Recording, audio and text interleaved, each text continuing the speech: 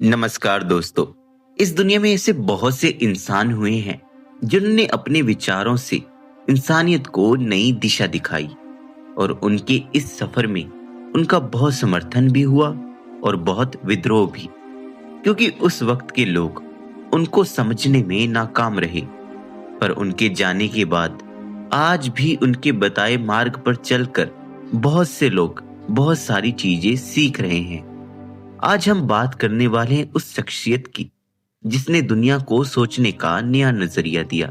किसी ने उन्हें महान दार्शनिक कहा तो किसी ने विवादित गुरु, किसी ने उन्हें भगवान मानकर पूछ लिया तो किसी ने उन्हें सिर्फ एक विद्रोही साधक कहा।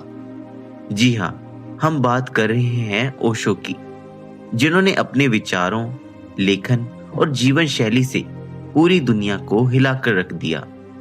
कभी उन्हें लोग ओशो कहते थे, कभी भगवान रजनीश और कभी सिर्फ एक ऐसा इंसान जो जीवन जीने की असली कला सिखा रहा था। ओशो की जिंदगी किसी किताब के पन्ने जैसी नहीं थी, बल्कि एक तूफान जैसी थी जिसने परंपराओं को झकझोर दिया, समाज की जड़ सोच को चुनौती दी और दुनिया भर के लाखों लोगों को नए ढंग से जीने की प्रेरणा दी। कहते हैं ओशो या तो आपको पूरी तरह से अपना बना लेते थे या फिर पूरी तरह से असहज कर देते थे। उनके शब्द, उनके विचार और उनका जीवन सब कुछ किसी रहस्य से कम नहीं था। तो आइए इस वीडियो में हम चलते हैं उस अनोखे सफर पर जहां हम जानेंगे ओशो की जिंदगी से जुड़े 25 अद्भुत और अनकहे तथ्य जो आपको सोचने पर मजबूर कर देंगे कि क्या वाकई में एक ऐसा इंसान इतनी अलग सोच रखता था। तो आइए दोस्तों, शुरू करते हैं आज का हमारा ये वीडियो।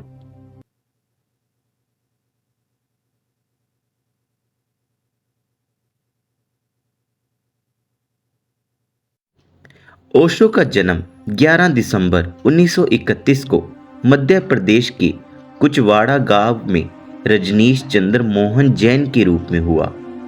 उनका बचपन नाना नानी के साथ बीता, जहां उन्हें पूरी स्वतंत्रता मिली। इस आजादी ने उनके व्यक्तित्व और उनकी अलग सोच को आकार दिया। 21 मार्च 1953 को जब वो सिर्फ 21 साल के थे, तब जबलपुर के एक बगीचे में गौतमी वृक्ष के नीचे उन्हें ज्ञान का दिव्य अनुभव हुआ। यह क्षण उनके जीवन का सबसे बड़ा मोड़ था। उन्होंने दर्शन शास्त्र में एमए किया और 1957 से 1966 तक जबलपुर विश्वविद्यालय में प्राध्यापिका भी रही। उनकी शिक्षाएं और विचार विद्यार्थियों पर गहरा प्रभाव डालते थे।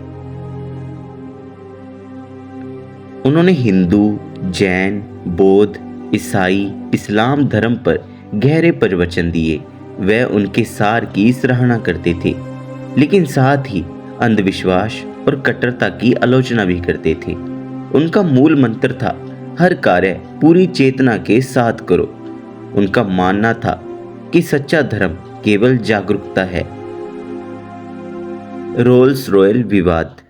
ओशो को कारों का बहुत शौक था। उनके पास 90 से अधिक रोल्स रॉयल्स कार थी। इसे लेकर उनकी आलोचना भी हुई, लेकिन उन्होंने इसे लोगों की भौतिक सोच की चुनौती देने वाला प्रयोग बताया। निष्कासन के बाद वो बहुत सारे देशों में गए, लेकिन उनके धर्म के विरुद्ध विचारों के कारण 21 से ज्यादा देशों ने उन्हें प्रवेश से वंचित कर दिया। इस कारण उन्हें वर्ल्ड सिटीजन कहा गया। वे न गुरु थे न ही शिष्य। वे कहते थे कि वे किसी के गुरु नहीं हैं, बल्कि वह तो एक मित्र हैं जो दूसरों को आत्म खोज की ओर ले जाते हैं। उनके शिष्यों में वैज्ञानिक, चिकित्सक, कलाकार और सेलिब्रिटी तक शामिल थे। जन्म के समय मौत का डर। जब ओशो का जन्म हुआ तो 7 दिन तक वह बिना हिले डुले लेटे रहे थे।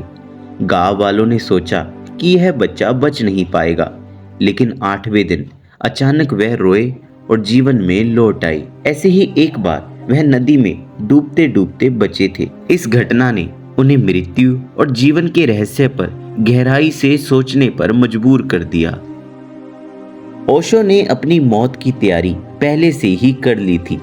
ओशो ने अपनी समाधि पर लिखवाया, never die, never born, only visit this planet earth between 11 December 1931 to 19 January 1990, जिसका अर्थ है कभी जन्मा नहीं, कभी मरा नहीं, बस पृथ्वी पर थोड़े समय के लिए आया था।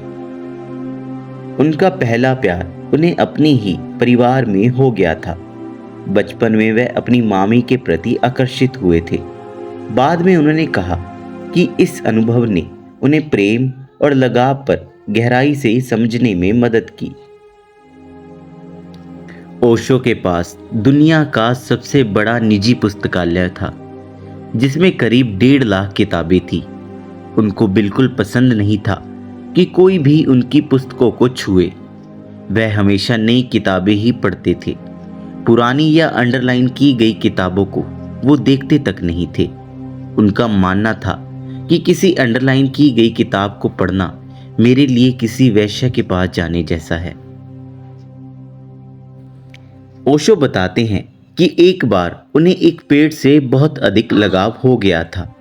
वह जब भी उस पेड़ के पास से गुजरते तो वह उस पेड़ की ओर खिंचे चले जाते। फिर वह धीरे धीरे उस पेड़ की छाया के नीचे बैठने लगे और उस पेड़ से बातें किया करते थे।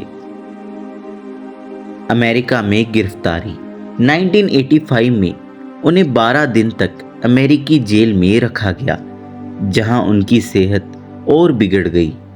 उनके अनुसार जेल में रहते समय उन्हें धीरे धीरे जहर दिया गया, जिससे वो धीरे धीरे कमजोर होते गए और उनकी मृत्यु जल्दी हुई। नाम बदलने की कहानी 1989 तक वह भगवान रजनीश कहलाते थे। बाद में उन्होंने कहा, भगवान शब्द मेरे लिए अब बेकार हो गया है, अब से मैं सिर्फ ओशो हूं। ओशो कबीर के दोहों को अक्सर प्रवचनों में गाते थे। उन्होंने कबीर को बहुत पढ़ा और अपनाया। ओशो अपने प्रवचनों में अक्सर कहते थे, कबीर जितना सच्चा कोई नहीं। ओशो ने खुद कभी कोई किताब नहीं लिखी, फिर भी दुनिया भर में उनकी लाखों किताबें बिकती हैं। वे बोलते थे और शिष्य टेप से लिखते थे। उन्होंने कहा, मैं लिखता नहीं हूं, मैं सिर्फ बहता हूं। ओशो जितने सीरियस रहते थे उतने ही वह मजाकिया भी थे। वह अक्सर अपने प्रवचनों की शुरुआत मजाक से ही करते थे और लोगों को चुटकुले भी सुनाते थे, जो कि आप उनके प्रवचनों में देख सकते हैं। वह कहते थे, अगर तुम हंस नहीं सकते तो तुम प्रार्थना नहीं कर सकते। ओशो बोलते थे कि हमेशा अपने दुश्मनों से भी प्रेम करो। वह कहते थे, अगर कोई तुम्हें गाली दे तो तुम मुस्कुरा दो, क्योंकि वह तुम्हें अपनी ऊर्जा दे रहा है। घड़ियों का शौक। ओशो को महंगी और अनोखी घड़ियां पसंद थी। उनके पास उस समय की सबसे महंगी घड़ियां भी मौजूद थी, जो वो अक्सर पहना करते थे। उनका कहना था, समय मेरे लिए एक खेल है। ज्ञान की गहरी नींद का प्रयोग। ओशो सिर्फ 4 से 5 घंटे ही सोते थे और बाकी समय ध्यान में रहते थे। वह कहते थे, असली विश्राम ध्यान से ही आता है। ओशो बचपन में बहुत जिद्दी हुआ करते थे। अगर उन्हें कोई चीज चाहिए होती थी तो जब तक उन्हें वो चीज मिलती नहीं थी वो पानी तक नहीं पीते थे। ऐसे ही एक बार उन्होंने स्कूल में हाथी से जाने की जिद की। कई दिनों तक वह इसी जिद पर अड़े रहे और अंत में उनके पिता द्वारा एक हाथी लाया गया, जिसके ऊपर बैठकर वो स्कूल गए।